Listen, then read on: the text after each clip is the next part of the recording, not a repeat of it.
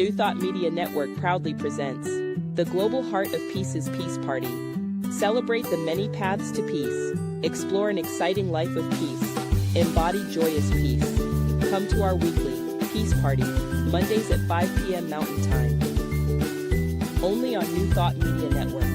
www.ntmedia.org. Welcome to Peace Party, brought to you by the Global Heart of Peace Initiative.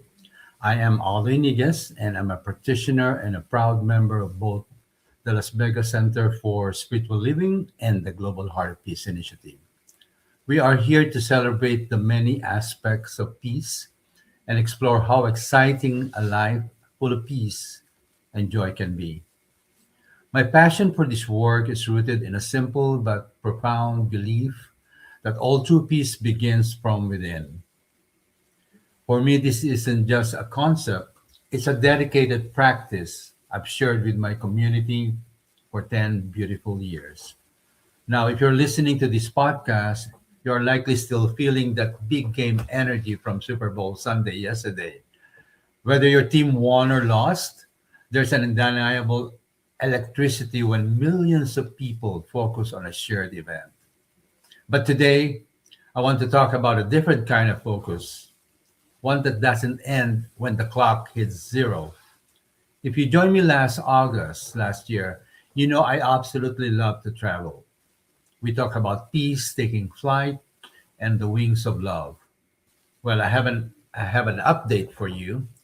Peace has landed, but it hasn't landed at a familiar, comfortable resort. It has landed right at the edge. In my experience, landing at the edge of a destination usually means the real adventure is just getting started.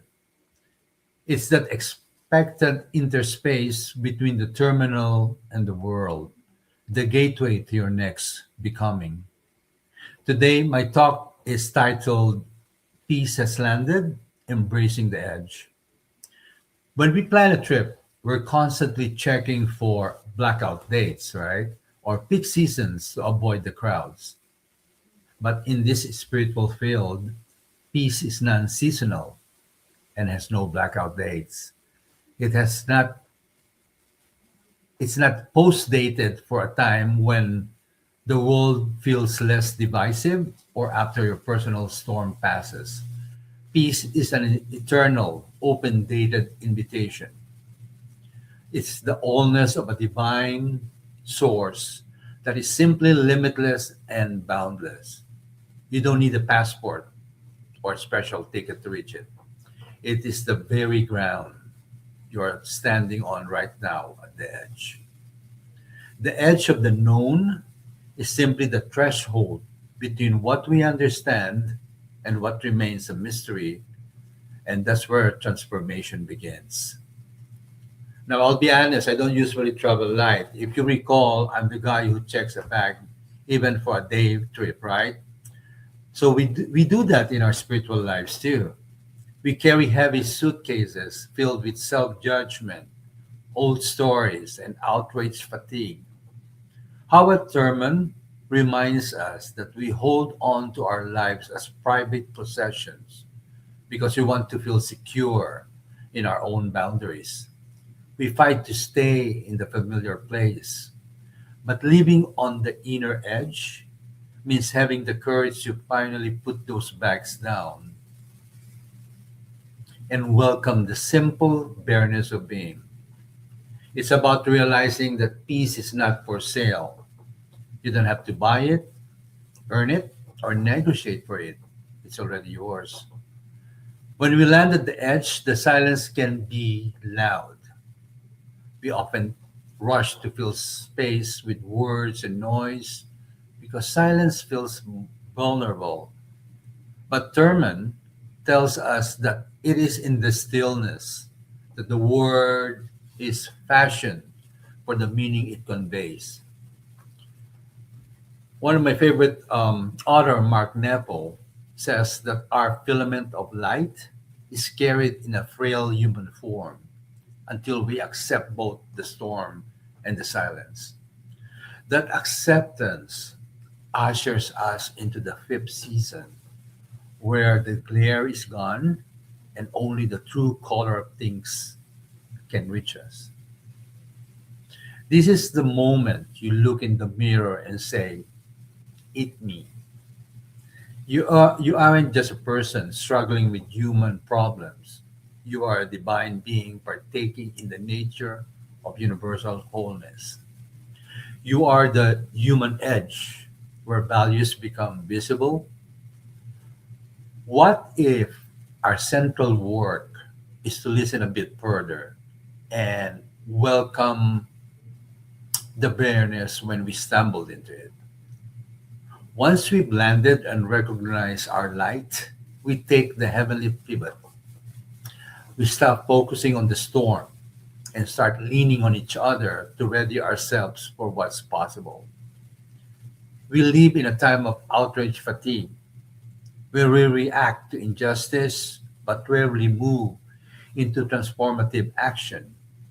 What would it look like if, instead of exhausting ourselves with temporary relief, we cultivated a larger faith that demanded we take real creative steps?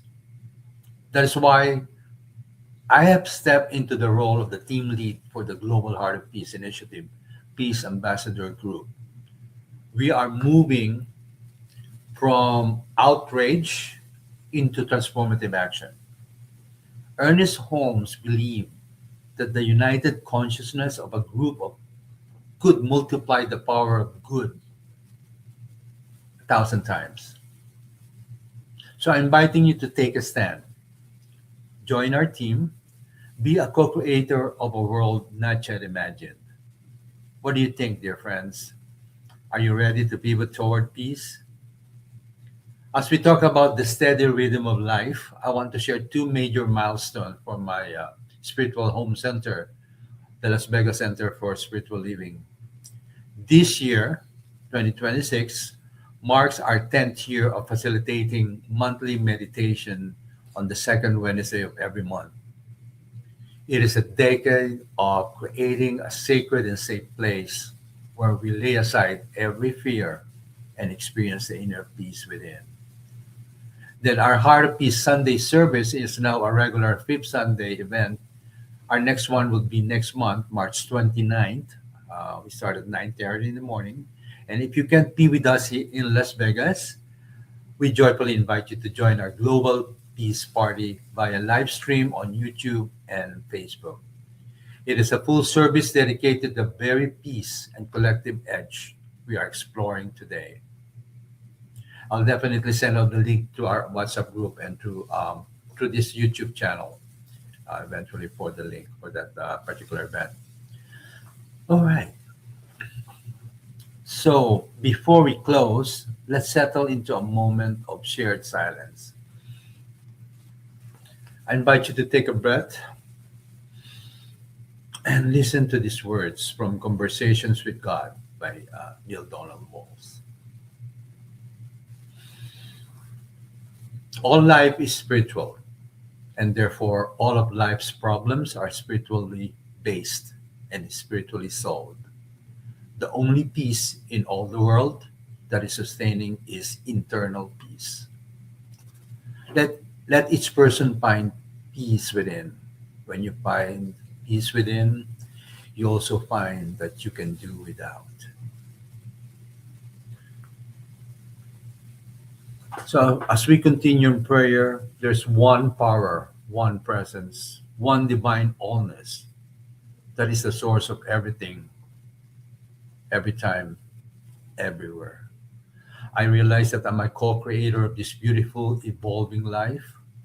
I meet my inner edge with curiosity, knowing that the edge is not where faith ends, it is where faith begins to be revealed. I release the luggage of the past and I let go and let peace. I trust the mystery of the fifth season and the power of our heavenly pivot. I'm whole, I'm enough, I am loved. So, with grateful heart, I release my word with ease and grace into the law of love and divine action. Trusting my prayer is now coming into fruition. I am complete. And if you'd like to join me in saying, and so it is.